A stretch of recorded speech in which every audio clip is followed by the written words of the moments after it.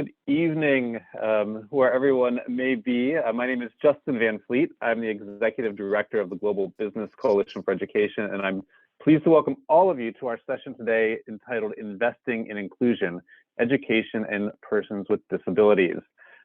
This is a presentation, a panel event where we'll be speaking with several esteemed panelists about a report that were recently produced at the Global Business Coalition for Education as part of our Disability Task Force. We'll be diving into the findings from that report and also getting some insights and expertise from some of our guests today. For those of you that are new to the Global Business Coalition for Education, I'd like to say welcome. As many of you know, we do this seminar series as part of our GBC Education Collective, which is a fee-free tier for companies to come together, learn more about education and the various pressing issues of the day, and help inform better practice in companies around supporting education, inclusion, and the broader aspects that it unlocks for young people in terms of their opportunity. For those of you that are also new, please do remember to complete your intake forms for the collective. Currently, the group that is listening to this, both live and through the video later on, represents 1 million employees across the globe, and the companies are working in 63 countries currently on education issues and social impact. The report that we'll be speaking about today, Investing in Inclusion, was launched at the Global Disability Summit just several months ago. And this is a major report, and I say major for GBC Education because we spent a lot of time on this report. We spent a good 24 months at least, and in the middle of the pandemic with the hurdles that came through that, sort of pushing through and developing this particular report. And it really is aiming to pull together what we know and to provide an evidence-led how-to guide for businesses who are interested in improving their education, training, and employment opportunity, specifically for young people with disabilities. And so today I'm very pleased and excited to be joined by Joyce Cook, who is the Chief Social Responsibility and Education Officer at FIFA, and also by Joyce Malombe. We've got the Joyce team today. Joyce Malombe is the program director at Wellspring Philanthropic Fund. So we're also excited to have Joyce. And we may be joined also by our colleague Yashoda Shetty, who is the Global Inclusion and Diversity Manager at Accenture, as well as the session goes on this morning from my part here in New York. So just to get started, we'll just launch straight into it. I want this to be as informal of a conversation. I really want the insights from both your expertise and what you've known about this topic, but your own personal experiences as well, to really help guide and inform organizations that want to do better when it comes to disability and inclusion. And I can't even say, Joyce, I'll turn to you first, because then you both think it was it was your turn to speak. But I will start with Joyce Cook at FIFA. Joyce, thanks for joining us. And I know from our work at GBC Education at their world, many companies really want to do well when it comes to diversity and inclusion, and they want to be proactive in ways that they're approaching this topic, and they're looking at individuals as young people, as employees, consumers, as partners. What are just some of the general guidelines to kick us off that really we should be reflecting upon and considering when we talk about disability and inclusion in the workplace? Thank you, Justin, and thank you for the opportunity to join today and to be part of this incredibly important project and the guidance that you've produced.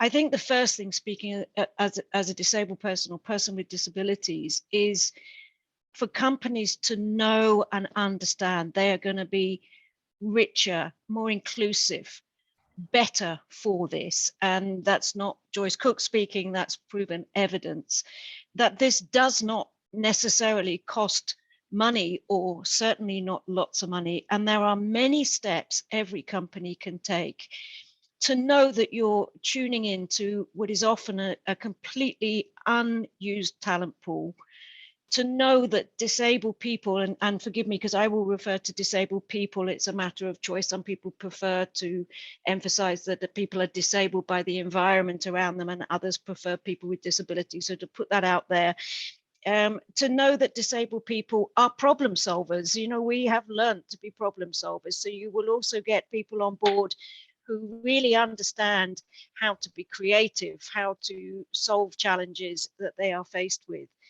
I think to always remember to ask disabled people themselves. Don't make assumptions. Don't assume that every disabled person or every type of disabled person has the same access needs. To know that it's individualized, to understand that the simple steps you take can have a lasting impact. And to also know that visibly disabled people and people with hidden disabilities working within your business, within your organization, further nurtures and encourages other disabled people to think to apply, to be mindful that people can see themselves working in your organization, to know that they're going to be appreciated and the value they add. And I think first and last is to know that we're talking about a marketplace of at least $8 trillion per year of resources, of unspent income that disabled people, disposable income that disabled people have. So whether you're thinking about your business and disabled people as a customer, as a client, as a stakeholder, and of course, as an employer or a volunteer, know that you will be wealthier and richer for it. So don't be afraid. Ask disabled people, ask disability groups. There are local groups that will always be more than happy to help, and take those first steps. And know you will make some mistakes. Disabled people are very resilient as long as you do it with good faith and you're prepared to make changes where they're needed and to keep speaking with disabled people. You can't go wrong. That's really helpful, and I think that openness and just to not be afraid to make a mistake and just to really talk to people and engage and start the conversation is a great orienting and starting point. And I see that Yashoda, I believe you joined. I saw her just a moment ago, but do we lose? Oh, there you are. I see you now on the screen. Welcome. Also, Yashoda, I introduced you earlier as our colleague from Accenture who will be joining today in the panel. And I hope you don't mind if I turn straight to you next in my lineup of questions and then bring you into the conversation, if that's okay with you. Not at all. Yeah, sure. Because great. Because I'd like to maybe switch the conversation, so transition to the first issue I wanted to speak a bit about was what to consider when creating inclusive hiring and employment policies and really focusing in on corporate culture. And our report talks about creating inclusive hiring and employment policies, Yashoda, and I'm curious what advice you would give to other companies working to improve their policies in that regard.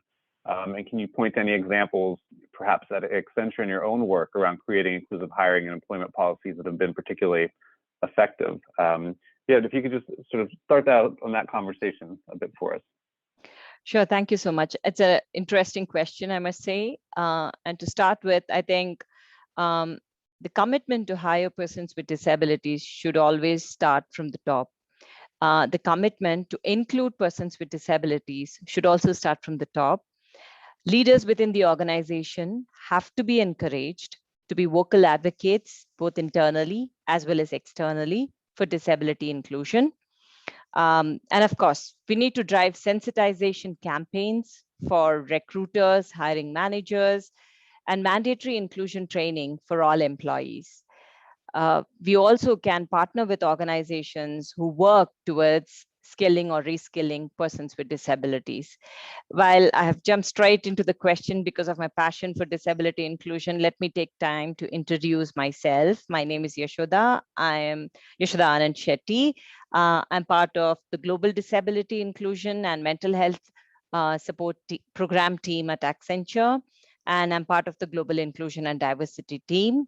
I've been with Accenture for 6 years. Before that, I was with HP, Hewlett-Packard, which is now Hewlett-Packard Enterprise, for 12 years.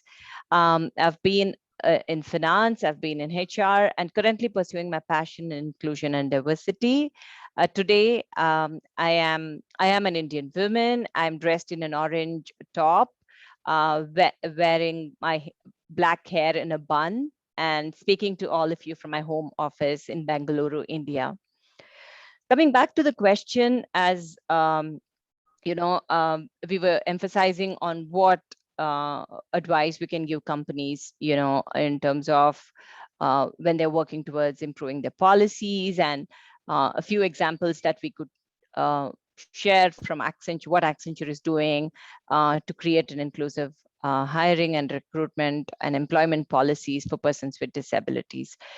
Well, I set the context telling that we need to have commitment. We need to encourage people to be advocates. We need to sensitize people, but we also need to have leaders coming out and speaking about the topic very comfortably. All of us are aware that disability inclusion is a complex topic, heavily loaded with legal mandates, confidentiality clauses, the data privacy norms, and of course, the GDPR in some places. So that makes it really complex. People are not comfortable to speak about their disability. So then how do we change it? How do we change the culture? In those cases, leaders play a big role.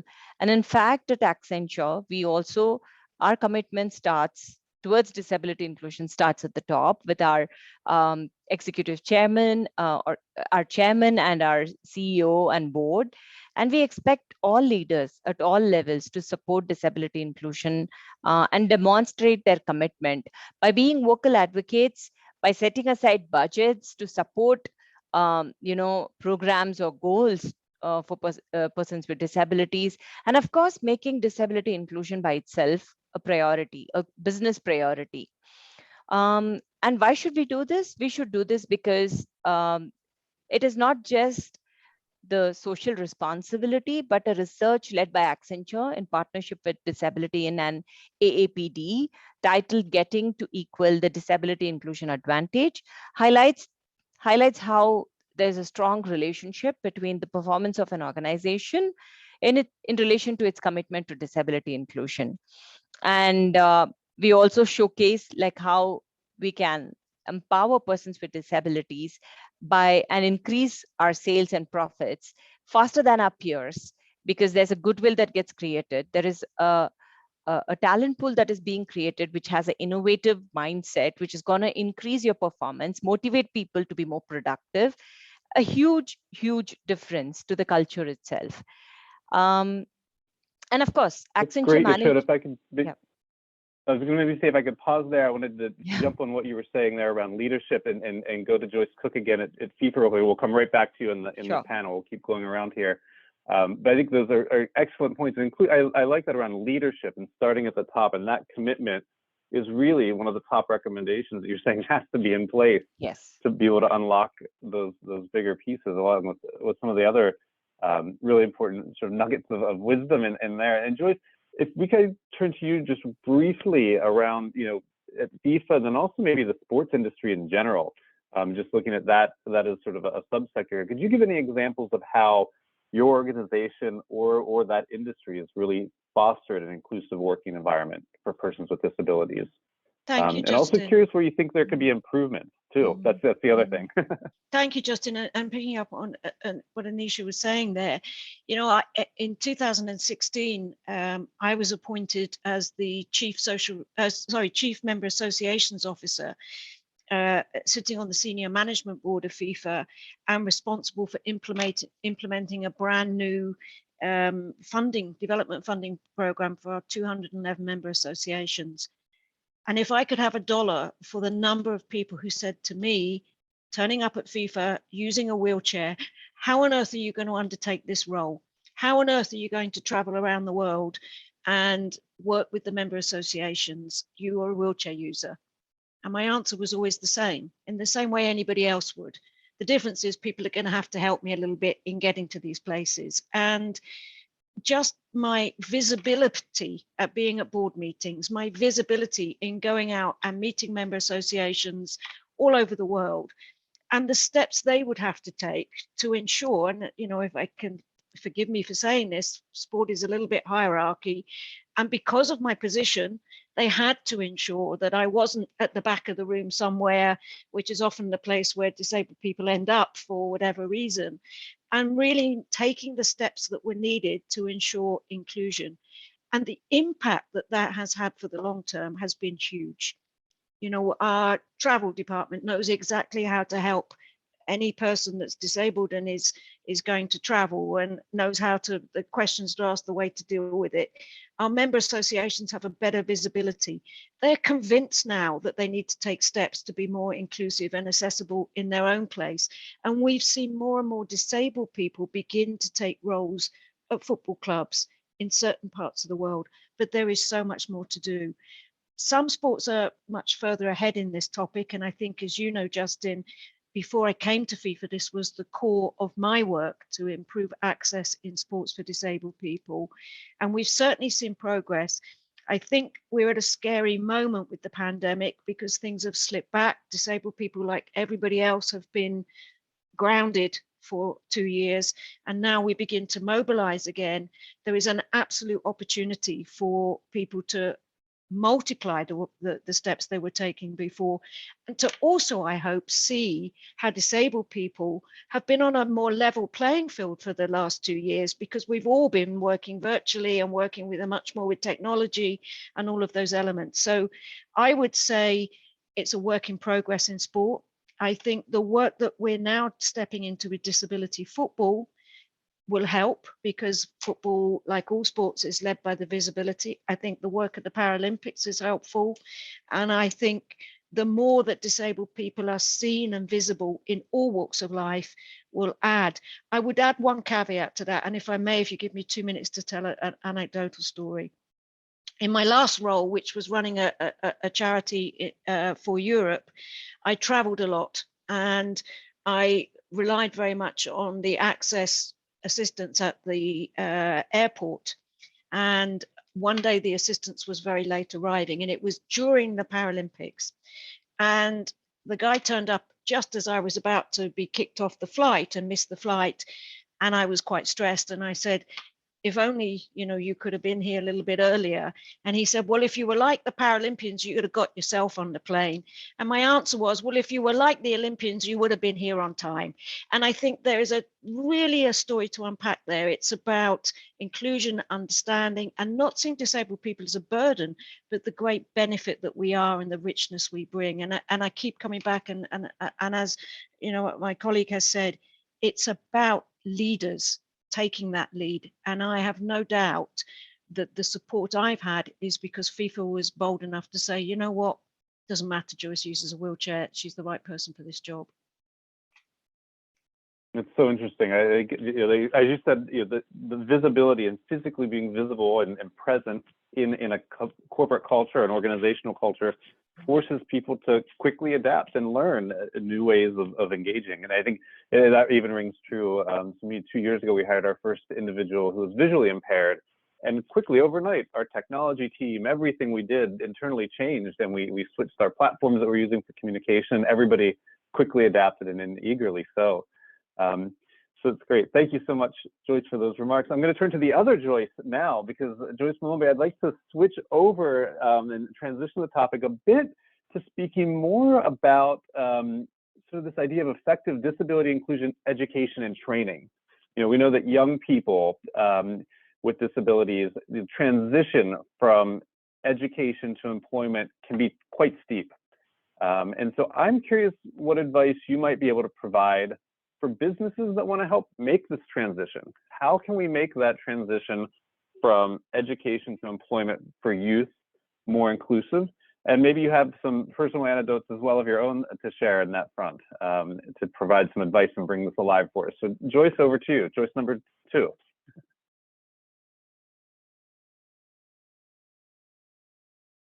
I believe you're on mute, Joyce.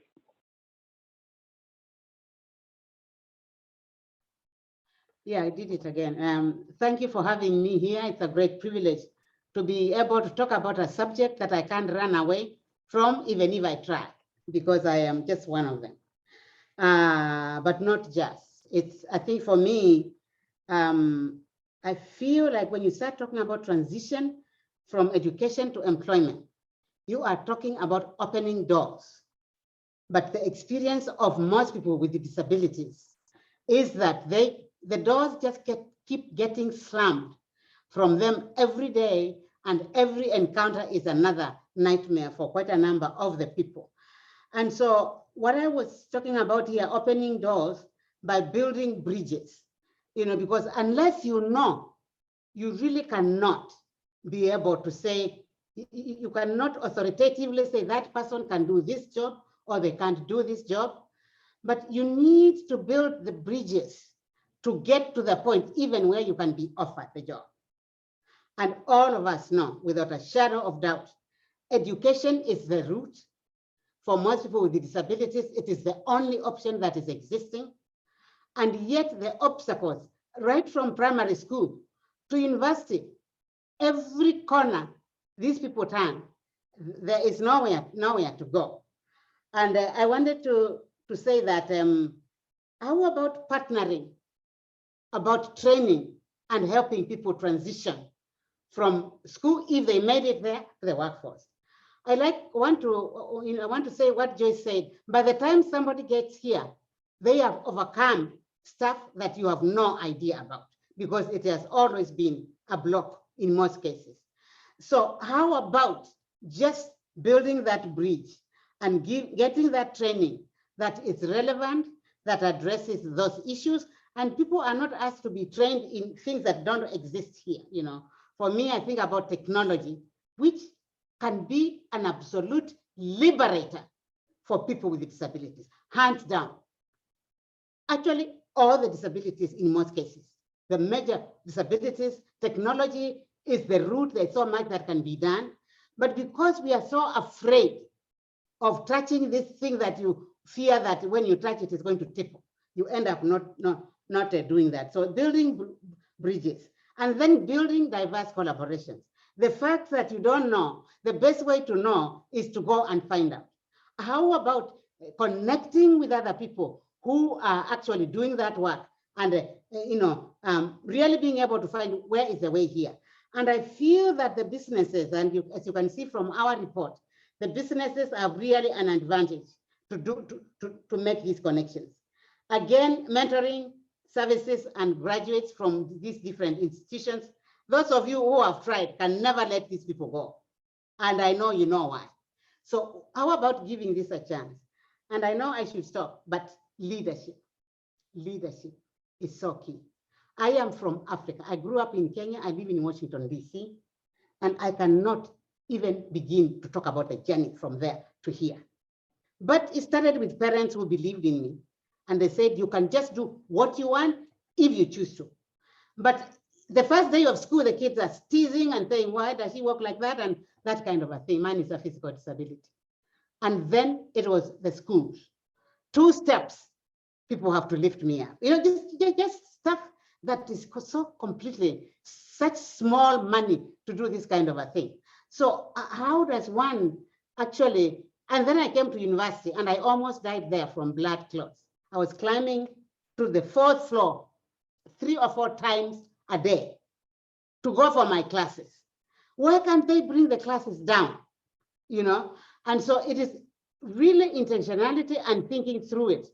And finally, about leadership, I happened to wind up at a university in Canada with 26,000 students. And there was somebody designed for, there were disability advisor. They came, I connected with them the next day. And that was the end of my story there as a disabled person.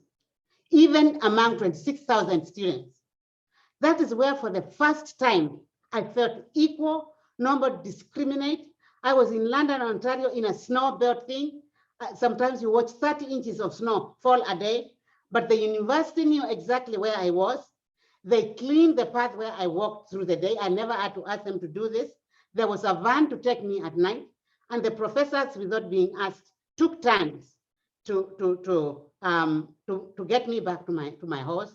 I didn't use the van because I didn't used to. You can just see how there's intentionality when you take the step. And finally, right now, the organization that I work for, 2 weeks before I joined, and they didn't know I had a disability before they saw me, the HR got in touch with me. What do you need? In the most non-patronizing way. I have ever experienced. I have never felt this value. And then the president himself asking, what exactly do you need? The vice president himself going to the places to make sure that if Joyce is going to be there, it is accessible. This was so empowering for me. But it was empowering because I was doing a job that they needed done.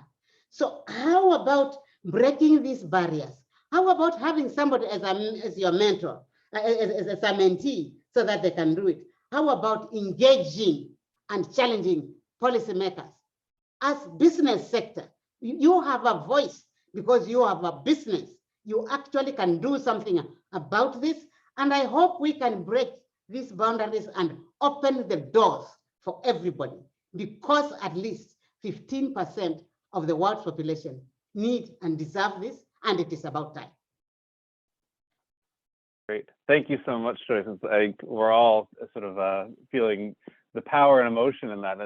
And just hearing you said, it's about being intentional. It's about taking deliberate steps towards inclusion. I think that's so important. And some of the examples you provided, they don't take extra money necessarily. They don't take a lot of time. It just takes someone that actually cares and is intentional about building these, as you say, bridges to opportunity.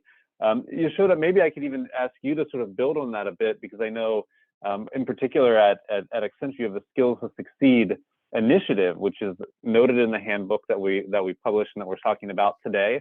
And it's all about this enhanced training and education to help increase employment opportunities for people with disabilities.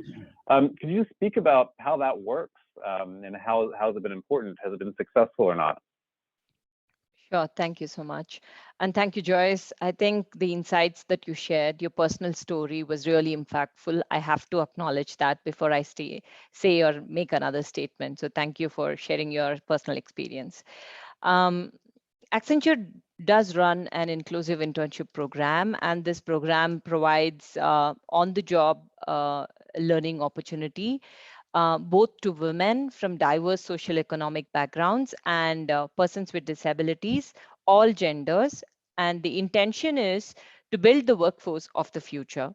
So we run this program, give them on-the-job learning. We have a structured immersive curriculum to develop and empower interns as they grow in their career.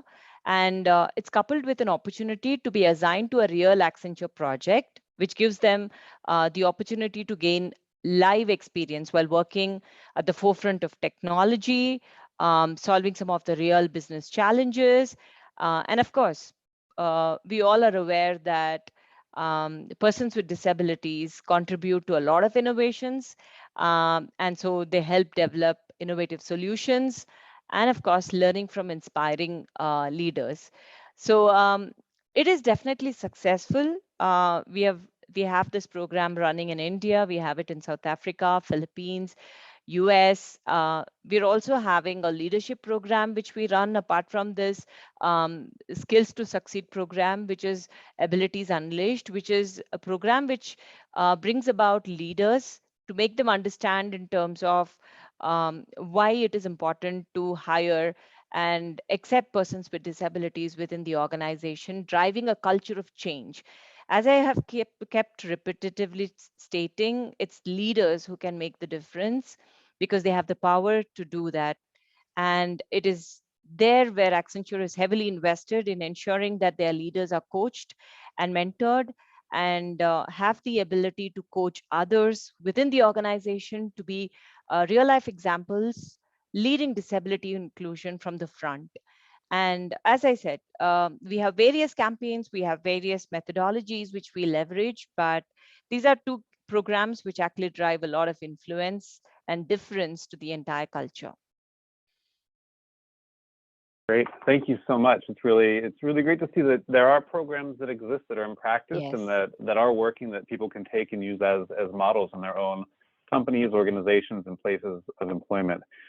I think the next theme I'd like to turn to is everything that we end up doing at the Global Business Coalition for Education, no matter what the topic is, it always comes back to building partnerships and how the private sector can be working with public sector, nonprofit organizations, individuals, academia, and all sorts of different folks around creating change, whatever the change is that we want to see in the world. And Joyce M, the philanthropic Joyce from Wellspring, we'll go to you first on this one. You know, you come at this from a philanthropic organization, which is really interesting, and you're obviously focused on advancing the rights of some of the most marginalized and vulnerable populations around the world. What types of partnerships would you like to see between the business community and other stakeholders if we really want to drive forward this issue of disability and inclusion in a more profound way? Thank you. I think I will start with a bias, and this bias is the bias I have towards education. That is what I do every day. And some of the partnerships that we have had to do is that nobody really ever says, when you go and give a grant to a particular organization, you should be asking questions about how many, you know, are there people with disabilities here, or what is happening with this kind of a disability? But that is my own personal errand because of the value of education. I still remember the newspapers in Kenya coming to ask me, how did I get a PhD? And I asked them, how do people get PhDs? Their focus was my leg, not my head. So opening up this door, collaborations around education and training. I want to say partnerships are so useful here. And the thing here is that unless you target, you miss the target. You know, because you can't just say all the children are here, this is an inclusive environment, when they are still there. So one of the things is to looking at different levels. This is the one thing where not one person can do it. This is bringing people together who have a view to humanity and who wants in a world where all of us actually can be at home, not just because I'm here in America, even in other countries, I should be able to be at home. So partnerships with schools, partnership with training institutions, and then partnerships opening opportunities for people to engage in this work. We ended up at some points having partnerships with parents' organizations because nobody cares about these children more than their parents, who are actively every day, fighting every day. And you know, I can't forget my late father who fought all his life about his daughter, talking about me everywhere, even where it was not necessary. Partnering with the parents who want to change the discourse. But the thing around education, I think it is this is the tipping point. If really kids are not getting to school and they are not being exposed to things, you know, they will not be able to do this.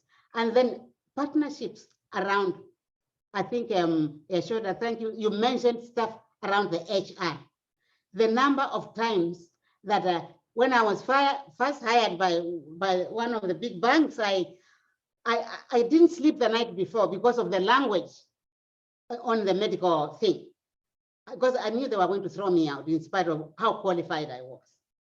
But the staff in that place, the doctor, after doing what he was doing, and I was shaking with fear, she looked at me and she was quiet for a bit and she said, "How did you make it here?"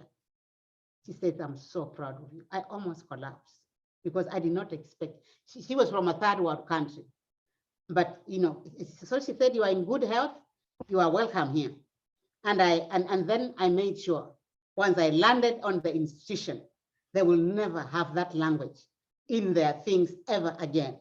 So I went in there and found allies, a woman who was a child with a disability and somebody else who got deaf at the institution, and we hit the ground running. The whole place is completely accessible and nobody asks you those questions. So it is making these connections. Like I had to go in there and find my allies in the place. So partnership is everything. When I found my allies, I said, "We don't know anything about disability." I told them, I've been writing and doing research about this thing. I am your buffer here. The other woman came and said, "I've been in the institution here. Things haven't moved. This is here." So we saw change. I was only there for 3 years, and you cannot recognize the place. But it is these making these connections with different people. But we need businesses to be our allies. We need businesses to release the lever that can release the power of people with disabilities. I don't know how strongly I can say this, but you have businesses and we perform when you hire us. Why won't you take a chance on this? So this kind of partnership, but if you don't join earlier in the pipeline, you block the thing. And governments listen when you ask questions, you know, and you know, the whole issue of, I don't have to know, but I know people who know, so I can engage with them if I don't know what to do. All of us here have stories to tell, and we also have stories of triumph. And we are opening up, I only see 17 participants here, to talk about this to your employees, to your workers, to whoever. I have had the privilege of working in places where I was not treated differently, but I was included. But I've also had places where I have been blocked every step of the way. And some of these have been business premises. You have money to do this. You have money for that person to travel business class if that is the only plane they can take. You have money to allow them to drive to work. In New York, I was allowed to drive to work because you can pay 500, surely you are business. Do you not have money to do that? But when people are not sensitized, when people are not, we need you to connect with partnerships with those people who have good practice so that they can also shed light on what you can do. So I really feel very convinced. You have a way with the government, you can push your way there. You have a way with your money. You can give us a chance to come and demonstrate that most times we can do this better than most. So that has to be targeted. It has to be, you know, because we all have different disabilities. We are not all the same. But surely I don't see how a leg can stop me from getting a PhD myself or something else, or work. You know, I work like a fool because I want to. So again, it is breaking the mental block and then taking action and not using the thing that I don't know, saying I don't know, but I will find out. Thank you. Great. Thank you so much, Joyce. And maybe even I'd like to build on that and go to Joyce. Now you're Joyce number 2. Joyce Cook at FIFA. One of the things that I found interesting, well, we just heard is sort of finding allies, finding who you can work with and building these partnerships. And I know that at FIFA, you know, from the notes, from the work we've done, I know that you're working on this initiative to really expand parafootball across all disciplines. So blind football, amputee football, deaf football, and beyond. And you've worked specifically with engaging people with disabilities as part of that of working group to be crucial sort of as you're developing these programs. So could you maybe talk about partnership and working directly with some of those individuals and what that means and how those experiences could be useful to businesses to learn about as well? Thank you, Justin. First of all, I just want to go back to the other 2 key guests and thank them for the stories they've shared, their passion. You know, I just feel such an affinity because everything they are saying, I know and recognize. And, you know, I spent the greater part of my life as a non-disabled person and then became disabled. And whoa, what a change. You know, everything suddenly was extraordinarily complicated. Everything was a hurdle. So I really resonate and hear everything that they say and more. And, you know, a big focus of our work in sport, and particularly in football in the recent years, has been to ensure that our events are accessible for fans, for journalists, for anybody that wants to come to the World Cup, as an example, and rightly so. And it's extraordinary how many venues and stadiums, sports venues, are completely inaccessible to disabled people, completely and utterly. And it's shocking to know that the greater part of the world, disabled people haven't even been to a local event that other people take for granted because of the fact that the world is still so barrier orientated and not orientated towards the inclusive environment. So I spoke a little bit earlier about visibility. And of course, we're about the business of football. And like any other footballer, para footballers would like to lift the World Cup. That's their ultimate dream. And as international sports federations, including FIFA, we have to be mindful of that and to start to build towards that. And we have realized and have an intent to really step into that sphere more. And of course, I guess because of my current role and my previous experiences, I was asked to take a look at this more closely. For me, whenever we deal with any aspect of diversity and inclusion, and particularly when it comes to matters of disability and disabled people or people with disabilities, we have to start by speaking to disabled people themselves. Big mistake to make assumptions, big mistake to not learn from the experiences and the know-how of those that have trod those boards. So we brought together a widely diverse group from across the globe, some that are para-football legends, some that are still playing the game, some that are coaching, refereeing. And we are currently building a toolkit for member associations to begin to step into this arena that haven't. So I would say always, absolutely, you have to really reach out and speak to disabled people themselves. We've said it a lot in today's discussion. Fear holds disabled people back like nothing else. And I don't mean the fear of disabled people. I mean the fear of non-disabled people, businesses, organizations, companies who are scared they do the wrong thing, are scared they step into an arena that's going to cost lots of money, that's going to end up with litigation. Please, please, if we hear one message received today, take away your fear, because it's unfounded, it's unnecessary. And if you just open that door, I promise you, the dividends you will have will be exponential. We live in a world, and we know this in football, where the clients, for us, that's predominantly the fans, are ever more demanding. And they understand what inclusion means. The younger generations understand what inclusion means. And another point I just wanted to highlight here, and it's something we're mindful of at FIFA and in our volunteer programs, particularly volunteering for disabled people, particularly at our events. Today, you have 3 very strong, passionate, disabled women from different parts of the globe. Thank you.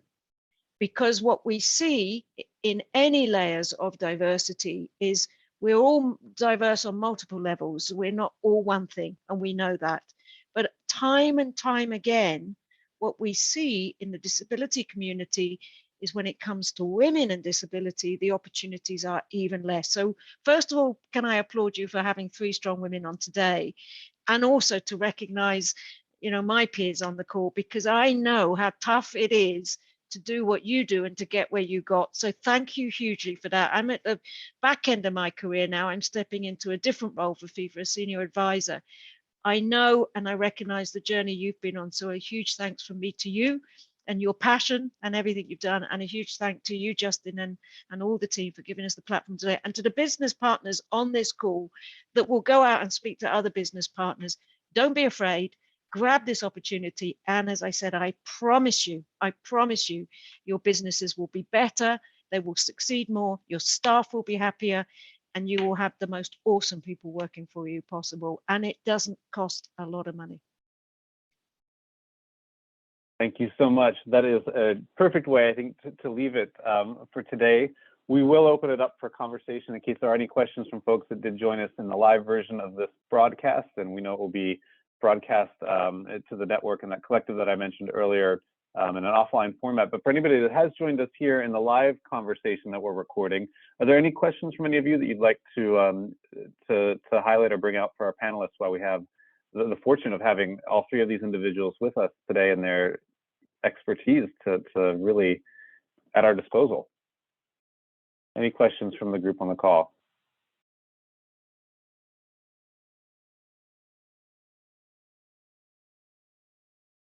Right, no immediate questions. Again, Joyce Cook, the chief, I lost all of my paperwork here, Joyce, the chief social responsibility and education officer at FIFA, but I believe you said moving to be the senior advisor at FIFA. Joyce Malombe, the program director at Wellspring Philanthropic Fund and executive board member of the Global Business Coalition for Education, and Yashoda Shetty, the global inclusion and diversity manager at Accenture. This has been an incredible learning experience for me these past 45, 50 minutes. And I want to thank all 3 of you for joining us and sharing your expertise. Leadership, commitment at the top, we're taking that with us as a key message. Engaging, asking questions, not having that fear is a key barrier that people sometimes have that is preventing opportunity for people with disability. The opportunity is to have people with disability present in the workplace, and the learnings that can come from that and the transformation that can come from that experience can be so powerful and beneficial for organizations. I remember a nugget: set a target, because if you don't set it, you're going to miss it if there is no target. So I heard that. So set targets as a company, be intentional, and build out partnerships. And whether that is with parents, with human resources, with other allies, with other businesses, education is a tipping point leading into that. And then the parts that I really enjoyed: people with disabilities have often experienced so many slammed doors in their faces. Let's use this as an opportunity to not only open doors, but also build those bridges. The report, Investing in Inclusion, is available to all of you. We will send it to everybody that's participated and downloaded it as they watch this in the recorded version. We'll also be sending it out again to our networks. Thank you again, Joyce, and Yashoda, for such a rich conversation. Have a wonderful, wonderful afternoon. And I hope that all of our businesses take the lessons from today and start to enact change in their companies. Thanks, everyone. Thank you. Thanks. All the best. Take care. Bye. See you soon.